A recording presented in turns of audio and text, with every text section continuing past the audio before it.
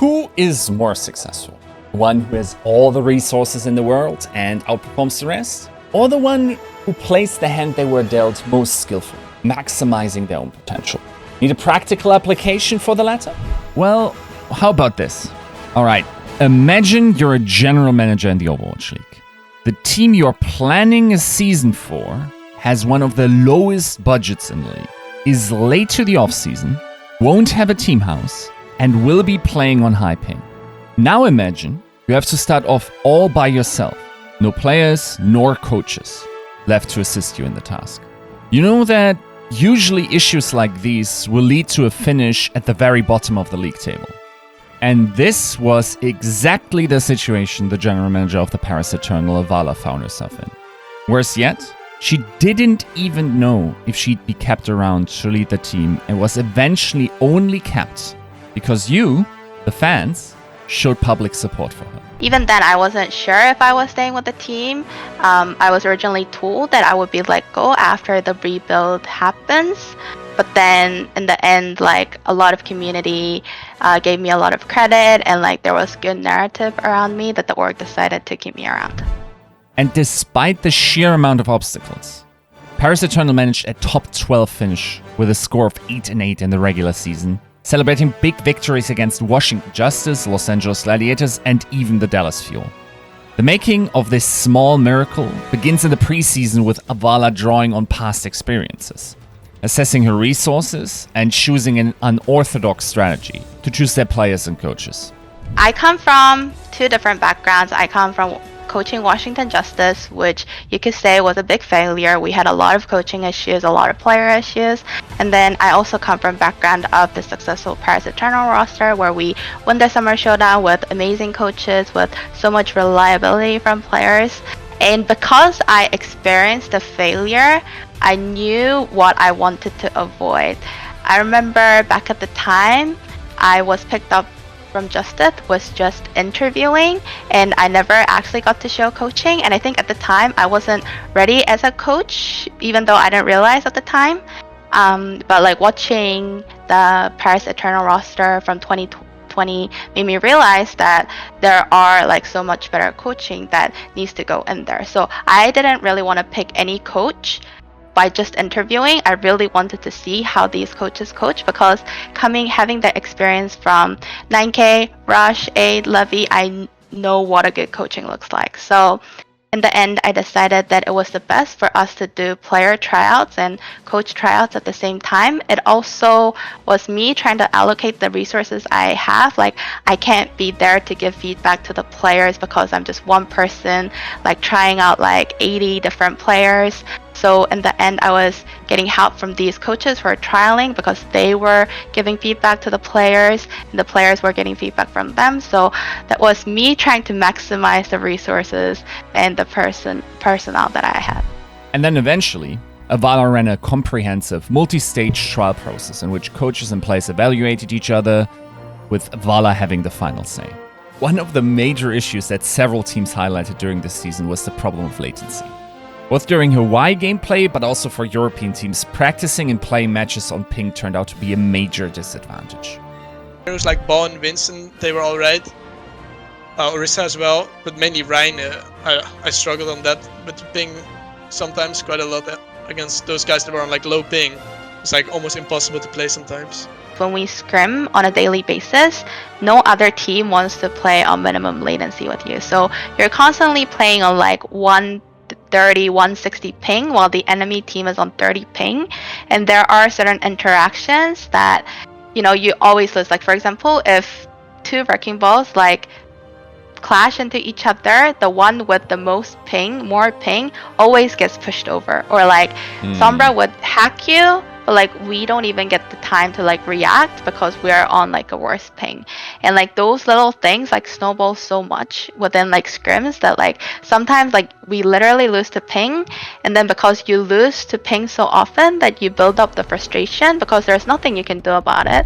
Now, as many expected, the Eternals struggled in the early season, going down 1-3 in the first tournament cycle, only winning their match against the Vancouver Titans. Churn set in quickly due to the circumstances, with another wrench thrown in the gear for the team. After 3 long seasons in the Overwatch League, main support Neptuno, who had performed exceptionally well in trials, had to drop out. You know, obviously he played so many years on LAN, right? He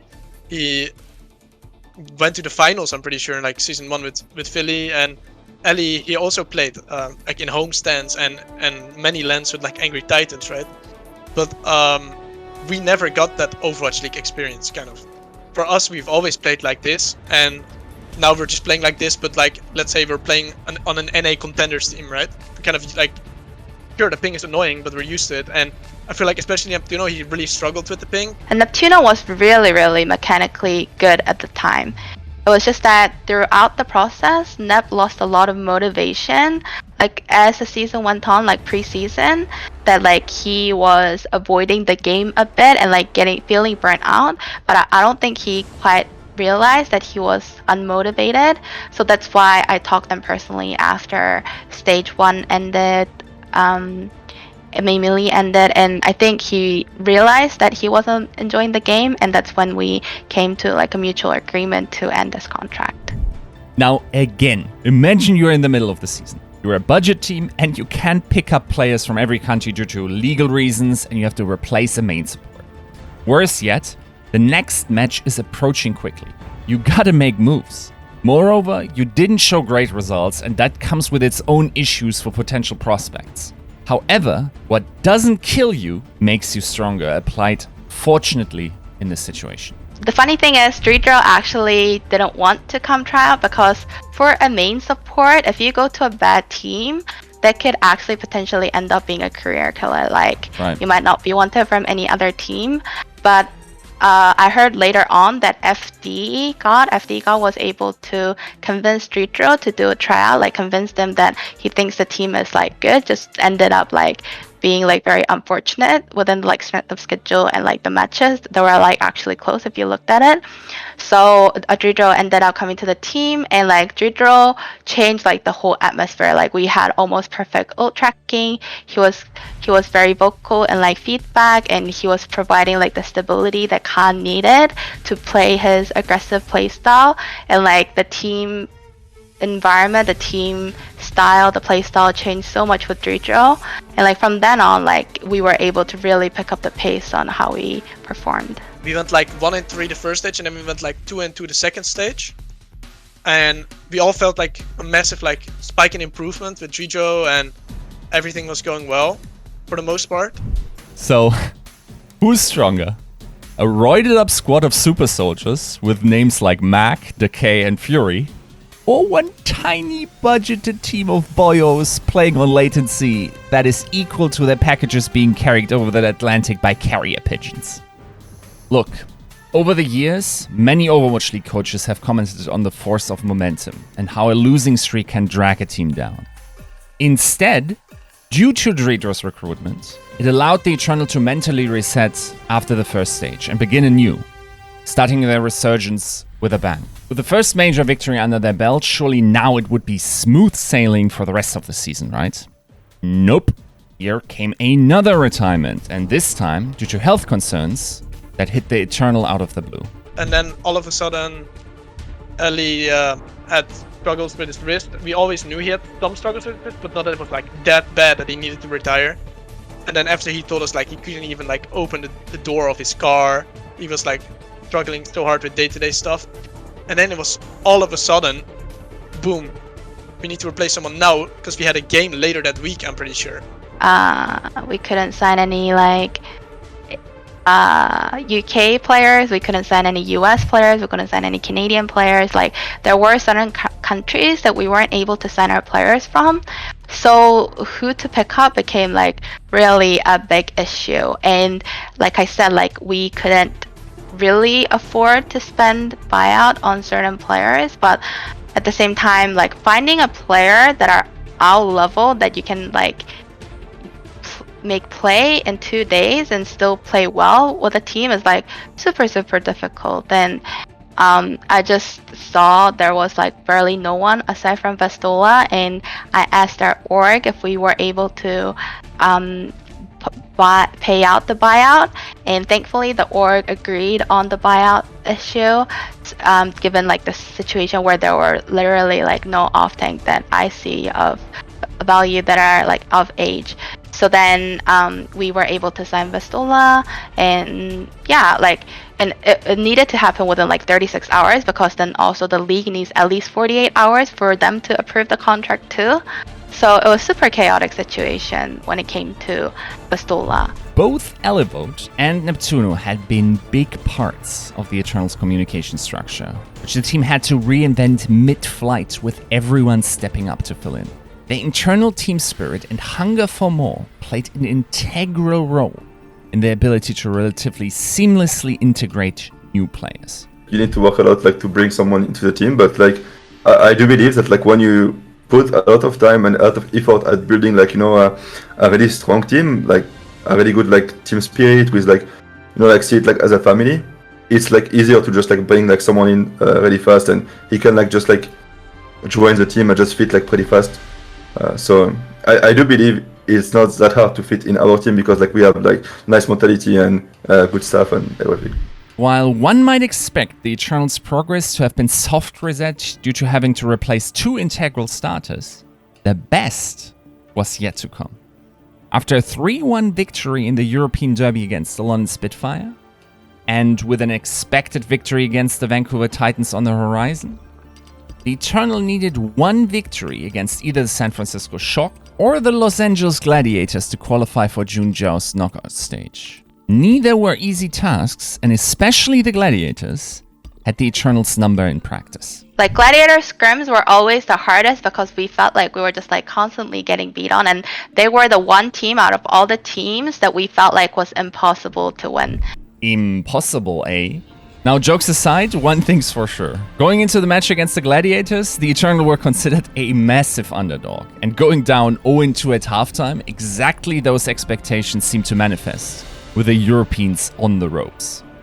I remember we were down 2, and then Academys was like, yeah, we're probably gonna lose, so just play with like confidence. Play like they are nobodies, right? That's sometimes a little bit of a hard thing too, when you see like Kevster killing your entire team. You're not like, oh, Tracer killed my entire team, oh, Kevster killed my entire team, oh, Birdwing just headshot 2 guys, just go next, I guess. And then we all kind of like calmed down after we were like 2-0 down, and started playing like more how we can play. Look, beating the Gladiators was no small task. After all, they were eventually the runner-up of the Western Division and the winner of the Countdown Cup. That must have fueled up the Eternals' confidence. I just remember like realizing we actually won, and then everyone just like started screaming and stuff. It was so hype. Yeah, that was probably my highlight. With confidence in their sails, the Eternal was transformed, and other teams started noticing, giving more attention to what Paris were doing, as they were running a similar style to the Shanghai Dragons, while also being increasingly scary for top teams to face. More teams became interested to scrim against them due to this moment of metamorphosis. And you kind of remember that synergy, or remember the kind of comms structure that was happening during the matches, and it would often like translate into like scrims moving forward, because that experience gives you the confidence and you know what a good game feels like. So having those good games make you a better player, essentially, I think.